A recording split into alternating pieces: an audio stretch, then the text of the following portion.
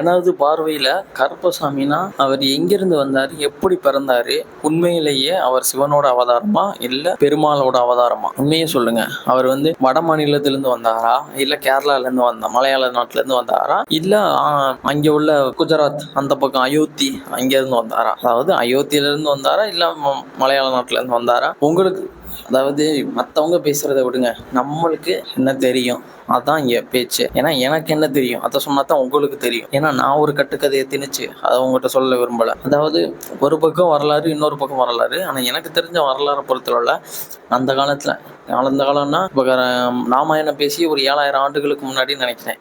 7000 ஆண்டுகள் முன்னாடி சொல்கிறாங்கன்னு அந்த டைமே கருப்பசாமி பிறந்தார் அப்படின்னு சொல்கிறாங்க. எனக்கு தெரிஞ்ச அந்த காலத்தில் அந்த டயத்தில் கருப்பசாமி பிறந்திருந்தாருன்னா, அதாவது ராமாயணத்தில் உள்ள ராமருக்கும் சீதைக்கும் பிள்ளையாக பிறக்கிறாரு. அதாவது விஸ்வாமித்திரர் அந்த முனிவர் மூலமாக தர்பை புல்லை வச்சு பிறக்கப்பட்டவர் தான் கருப்பண்ணசாமி. தர்பை புல்லில் பிறந்தவர் தான் கருப்பண்ணசாமின்னு சொல்கிறோம். அப்படி அவர் ராமர் திருப்பி பார்க்கும்போது மொத்தம் 3 பிள்ளைகள், 11 குஷன். அந்த மாதிரி இந்த 11 தான் நம்ம கருப்பண்ணசாமி. அந்த 11 2 11 இருக்கவும் அப்போ அவர் கேட்குறாரு, இதில் யார் நம்ம பிள்ளை அப்படின்னு கேட்கும்போது அவங்க சொல்கிறாங்க, 2மே என் பிள்ளை அப்படின்னு சொல்லவும் அப்போ அவங்க சொல்கிறாரு அவர் 2 தீயில் இறங்குவாங்கன்னு சொல்லி அப்போவே அவங்களெலாம் தீயில் இறங்கி வர வைக்கிறார். அதாவது சந்தேகத்தின் பேரில் தீயில் இறங்கி வர வைக்கும் போது நம்ம கருப்பண்ணசாமி லவன் தீயில் கரிகிறாரு. அப்போ கருகினோன்னு சீதா தேவி எனக்கு இந்த பிள்ளையும் வேணும் இந்த பிள்ளையும் வேணும்னு சொல்லும்போது அப்போ சாம்பல்லேருந்து கருகிய சாம்பல்லேருந்து கருப்பு எந்திரிச்சுவான்னு சொல்லவும் அவர் எந்திரிச்சு வந்திருக்காரு. அதனால் அவருக்கு கருப்பசாமி பேர் வச்சது. அப்படியே அங்கேருந்து அவர் வந்ததாகவும் சொல்லப்படுது. இன்னொரு பக்கம் என்ன பண்ண சொல்கிறாங்கன்னா, அதாவது ராமருக்கு துணையாக அனுப்பப்பட்டவர் தான் கருப்பண்ணசாமி. அதனால் இன்னமும் வட மாநிலத்தில் இந்த கருப்பண்ணசாமிக்கு கோயில் இருக்குது. அதாவது வீரபத்திரர் ரூபத்தில் அங்கே வழிபடுறாங்க. அவர் இங்கே வரும்போது அவர் காக்கும் தெய்வமாக மாறி கிராம தெய்வமாக மாறிட்டார். அங்கே இருக்கும் அங்கே பெரிய தெய்வம் மாறிட்டு வீரபத்திரர் மாதிரி இருக்காரு. ஆனால் இன்னமும் நான் நிறையா வீடியோவில் பார்த்துருக்கேன். அங்கே கருப்பண்ணசாமியை மாதிரியே ஒரு ஆளை வழிபடுறாங்க. ஆனால் இது வரைக்கும் நம்மளுக்கு யாருக்குமே தெரியாது. அங்கேயே சாராயம் இந்த மாதிரிலாம் படைப்பாங்க. நல்லா பார்த்துருக்கேன். நீங்களும் ஃபேஸ்புக் இந்த மாதிரிலாம் ரீல்ஸ் பார்க்கும்போது பார்த்துருந்தீங்கன்னா உங்களுக்கு தெரிஞ்சிருக்கும். அதில் பார்த்தேன். அதில் தான் நான் சொல்கிறேன். இன்னொன்று என்னென்னா, ராமர் அந்த பிள்ளையை வர சொன்ன உனக்கு இங்கே வேலை இல்லை, நீ அதாவது தென் மாநிலத்துக்கு போ, அங்கே உனக்கு வேலை இருக்குது, அங்கே தான் உன்னோட பிறப்பிற்குரியான அர்த்தம் இருக்கிறது அப்படின்னு ராமர் சொன்னதுனால உடனே கருப்பண்ணசாமி அவருக்கு அப்போவே சின்ன வயசுலேயே அவருக்கு குதிரை ஏற்றம், வாள் வித்தை இந்த மாதிரி எல்லாத்துலேயுமே நல்ல பயிற்சி. அதாவது 5ஆம் வயதிலே ஆனை பலம் கொண்டு வரான் கருப்பண்ணசாமி. அந்த மாதிரி அஸ்வம் மீத ஈஸியாக ஏறிடு வரான். அஸ்வன்னா என்ன, குதிரை மேலே ஈஸியாக ஏறிடு வரான் கருப்பசாமி. 5 வயசுலேயே அந்த அளவுக்கு தெளிவு யாருக்காச்சும் இருக்குமா? அப்போ தெய்வ குழந்தையை கண்டு தானே அந்த அளவுக்கு நம்ம கருப்பண்ணசாமிக்கு ஒரு இது இருக்குது. இதை சொல்லும் போது எனக்கு புல்லரிக்குது. கண்டிப்பாக இது ஒரு பக்கம் வரலாறு கூட இருக்கலாம். ஏன்னா கருப்பண்ணசாமியை சொல்லும்போது நானும் ஒரு மரலாடியாக இருக்கும்போது நான் சொல்லும்போது எனக்கு புல்லரிக்குதுன்னா அதில் ஏதோ ஒரு காரணம் இருக்கும். ஓகே, இப்போ நம்ம அடுத்து பார்ப்போம். அங்கேருந்து குதிரையில் ஏற்றி விட்றாங்களா. குதிரையில் ஏறணுன்னா இவர் யார், கருப்பு ரூபத்தில் வெள்ளை குதிரையில் ஒரு ஆள் நேராக என்ன பண்ணுறாரு, அவர் குதிரையை கிளப்பி ஒவ்வொரு மாநிலமாக கடந்து வந்திருக்காரு. இப்போ அயோத்தியிலேருந்து வராருன்னா வந்துக்கிட்டே இருக்கார், ஒவ்வொரு இடம் மாறாரு. அப்போ அவர் கேரளாவோட காட்டுக்குள்ளே நுழையும் போது அந்த நேரத்தில் ஐயப்பன் அந்த காட்டுக்குள்ளே சுற்றித்தரார் தன்னோட எல்லையில். அந்த பக்கம் வரும்போது அவர் அதாவது அது எப்போன்னு சொல்கிறாங்கன்னா, அதாவது இங்கே ஐயப்பன் தன்னோட தாய்க்கு வைத்த வழியினால் புலிப்பால் கொண்டு வர்றதுக்கு வராரு. அந்த டைம் இவர் காட்டுக்குள்ளே வரும்போது அந்த நேரத்தில் இந்த சாமியை பார்க்குறாரு. பார்த்து யாரடா நீ இந்த என்னுடைய எல்லையில் உள்ள காட்டிற்குள் தெரிகிறாய் அப்படின்னு சொல்லும்போது தன்னோட வந்த வரலாறு சொல்கிறாரு. அப்போ சிவனாகப்பட்டவர் அங்கே காட்சி தந்து கருப்பண்ணசாமியை உனக்கு தளபதியாக நான் அறிவிச்சிருக்கேன். அதனால தான் கருப்பண்ணசாமியை நான் இங்கேருந்து அனுப்பி விட்டுருக்கேன்.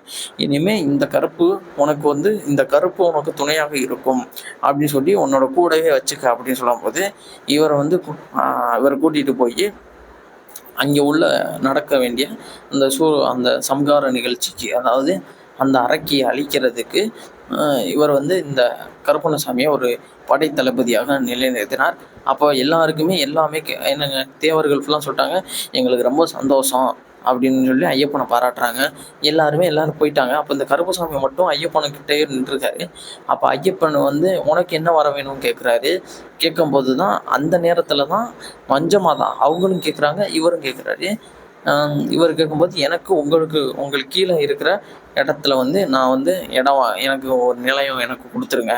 என்றைக்குமே உங்களை தேடி வரவங்க என்னை பார்த்துட்டு தான் உங்களை தேடி வரணும் அப்படிங்கிற வரத்தை அங்கே வாங்கி அங்கே வந்து 18 படிக்கும் காவலாக 18ஆம் படி கருப்பண்ணசாமியாக வீட்டிருக்கிறாரு. ஏன்னா இந்த வரலாறு யாரும் மறுக்க முடியாதுன்னா ஏங்க நீ இவ்வளோ சொன்னது ஃபுல்லாக பொய் தான் அப்படின்னா எப்படி பொய்யாகப்படும்? கருப்பண்ணசாமி தான் ஐயப்பன் கோயில்கிட்ட இருக்காரு, இங்கிட்டு தான் மஞ்சள் மாதா இருக்காங்க, இங்கிட்ட கருப்பண்ணசாமி இருக்காரு, இல்லைன்னா பிரச்சனை இல்லை, இருக்காங்களே.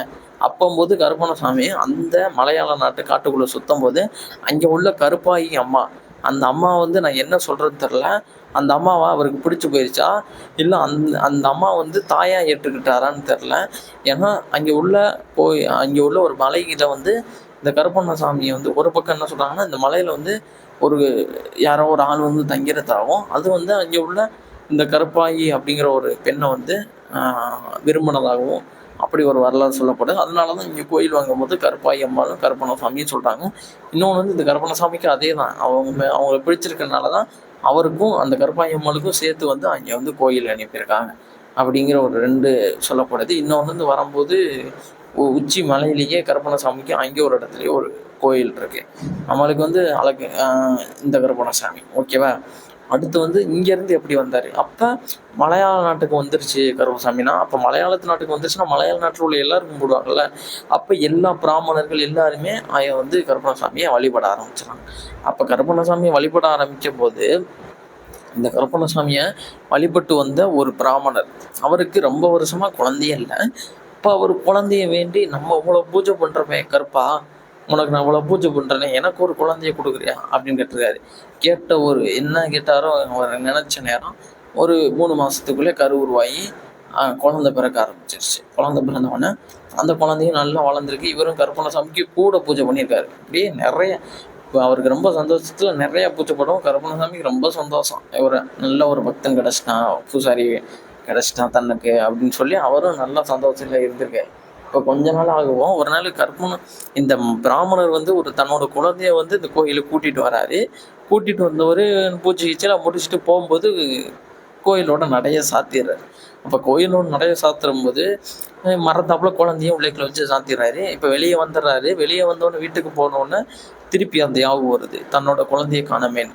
இப்போ என்னன்னா, போய் அந்த நடையை திறக்கக்கூடாது. ஏன்னா ஒரு வாட்டி நடையை பூட்டிட்டோம்னா அடுத்து அடுத்த சாமத்தில் திறக்கவே கூடாது.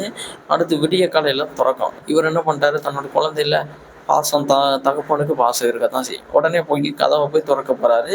அப்போ கருப்பசாமிக்கு சொல்கிறாரு, என்ன சொல்கிறாரு, ஓம் பிள்ளை இனிமேல் என் பிள்ளை மாதிரி நான் வச்சிருக்கேன், நீ இப்போ காலையில் உன் பிள்ளைய வந்து எடுத்துக்க அப்படின்னு சொல்கிறார்.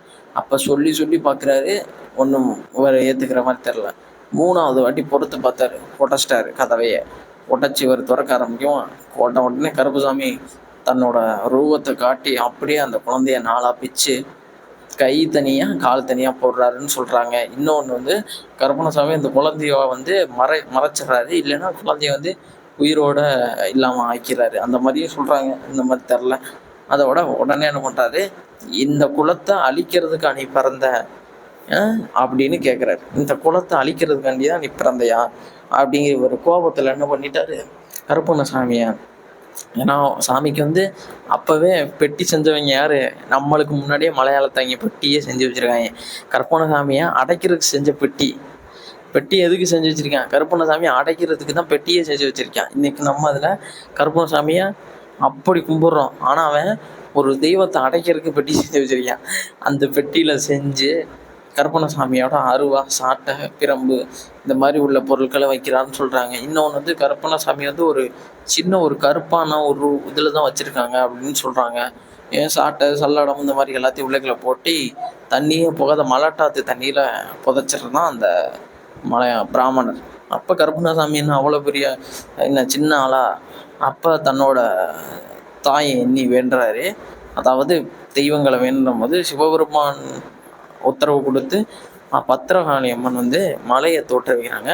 அந்த மலட்டாறு தண்ணியில் வெள்ளம் வருது, வராத வெள்ளம் அந்த மலையாள நாடே அழியிற அளவுக்கு வெள்ளம் வருது. கேரளா நாடு அழியிற அளவுக்கு வெள்ளம் வருது. அந்த வெள்ளத்தில் இந்த பெட்டி குத்தி எந்திரிச்சு வருது. நம்ம முல்லை பெரியார் வழியா அந்த அந்த அந்த சாமியை பற்றி இன்னும் டீட்டெயிலாக வீடியோ நான் போட்டிருக்கேன். அந்த வீடியோலாம் நல்ல வியூஸ் போச்சு. எனக்கு ஒரு ஆரம்பத்தில் அதான் ஒரு வலு கொடுத்து என்னை கை கொடுத்து தூக்கி விட்ட வீடியோ அந்த கருப்பண்ணசாமியோட வரலாறு வீடியோ. அப்புறம் நம்ம கருப்பண்ணசாமி தேனி மாவட்டத்தில் வராரு. தேனி மாவட்டம் ஏன்னா அதான் பாட்ரு. தேனி ஒட்டி மதுரை வராரு. மதுரை வந்து அங்கே அழகர் கோயிலில் வரும்போது அவருக்கு ஒவ்வொரு இடத்துலையும் ஒவ்வொரு இடம் வச்சிடுறாங்க. இடம் வச்சுட்டு அந்த அழகர் கோயில் வரும்போது அங்கே மதுரையில் ஒரு பெட்டி எடுத்து வச்சு அவர் அழகர் ஆற்றுல இறங்கும்போது அங்கே உள்ள பிராமணர்கள் யாரோ கல்ல தட்டின மாதிரியும் அவர் என்னன்னு எடுத்து பார்க்கும்போது இந்த கருப்பண்ணசாமியும் அப்போ கருப்பசாமி அங்கே உள்ள அழகரோட அழகுல மயங்கி அங்கே கோயில் வாங்கினதாகவும் அப்படி ஒரு வரலாறு இருக்குது. இது உண்மையானன்னு தெரில, ஆனால் அந்த மாதிரி சொல்லப்படுறது. மற்றபடி நம்ம எல்லாரும் நினைக்கிறது என்ன பண்ணுவோம், அழகர் இங்கே உள்ள மன்னர் நம்ம அழகரை பிடிச்சி போனார். உடனே போய் மலையாளத்துலேருந்து மந்திரவாதிகளை அனுப்பி பிடிச்சிட்டு வர சொல்லுவார். அப்போ காவலுக்கு யார் வேணுன்னா கருப்பண்ணசாமி அனுப்புகிறாங்க. அந்த கருப்பண்ணசாமி இங்கே வருது. வந்தவர் என்ன பண்ணுறாரு, இவங்களோட கோயிலில் களவுக்கு துணை அணிக்கிறாரு. களவுக்கு கருப்பசாமி அழகரோட அழகுல பார்த்து மயங்குறாரு. இந்த 18 மந்திரவாதிகளையும் கொண்டு அது மேலே படியாகி இன்னும் கருப்பண்ணசாமி இந்த உலகத்துக்கு காவலாக ரட்சிக்கப்பட வேண்டிய ஒரு ஆண்டவனாக இந்த அழகர் கோட்டையில் அமர்ந்திருந்து அருள்வாளிக்கிற ஒரு சக்தியையும் ஒரு பிரம்மத்தையும் ஒரு உறுதியையும் கொண்டு இந்த கதவின் உள்ளே ஒரு அருவமாக காட்சியளிக்கக்கூடிய ஒரு சொற்ப ரூபத்தில் காட்சியளிக்கக்கூடிய ஒரு தெய்வம் என்றால் அது இந்த கருப்பண்ணசுவாமியை தவிர வேறு எந்த தெய்வமும் கிடையாது.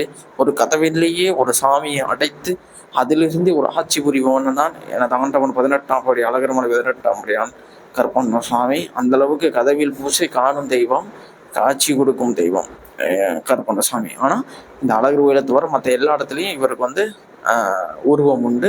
கையில் அருவாளும், வலது கையில் வீச்சருவா, இடது கையில் பந்தந்தடி, இடையில் சொருகிய கச்சை, கோணக்கொண்டை இந்த மாதிரி போட்டு கருப்பண்ணசுவாமி பார்க்கறதுக்கே கண்குளிர்ச்சியாக இருக்கார். இப்போ மதுரைக்கு வந்த கருப்பசாமி பெட்டி மதுரைக்கிலே நிற்கலை.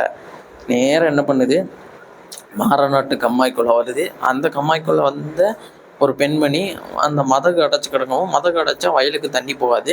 அப்போ எல்லாருமே என்ன மதகு அடைச்சிருக்கு, அடிமதகு மேல் மதகுன்னு சொல்லிட்டு இருக்கும். அடிமதகு ரொம்ப ஆழத்தில் இருக்கும். அப்போது அதில் போய் அந்த திறந்து விட போகிறாங்க. அப்போ இந்த பெட்டி கிடைக்குது, அதை எடுத்துகிட்டு வராங்க. எடுத்துகிட்டு பார்த்தா பூஜை சாமான். அப்போ அங்கே அந்த பெண்மணி மேலே இறங்கி அவங்க சாமி ஆட ஆரம்பிக்கிறாங்க. நான் அந்த கருப்பசாமி மலையாளத்தில் வந்திருக்கேன், நீ வச்சு வளரா, உன்னை வாழாக்கிறேன், உன்னை வாழ வச்சு வரம் கொடுக்குறேன் அப்படி சொல்லவும் அப்போ வளர்க்குறாங்க. அதனால தான் பெண் தெய்வ வாரிசுகள் அங்கே சாமியாடிகளாக இன்னமும் திகழ்கின்றனர். இந்த மரண கருப்பசாமியை பொறுத்தளவில் வேண்டிய வரம் தருவார். என்ன கேட்டாலும் அது கிடைக்கும். நல்ல ஒரு தொழில் வளர்ச்சி இவர் பேரை வச்சு நடத்தினீங்கன்னா அந்த தொழில் கண்டிப்பாக நடக்கும்.